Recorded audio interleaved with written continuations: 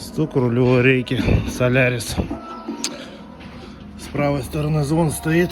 Вот эта втулочка. Старую демонтировали. Что нам нужно снять и поменять, это нужно открутить рулевую тягу, не сбивая расход-развал. И здесь обязательно ставим на герметик все это.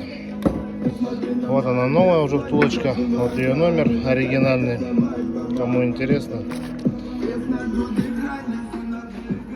Смазочка, все там есть внутри, все четко. Новые от руки наживили.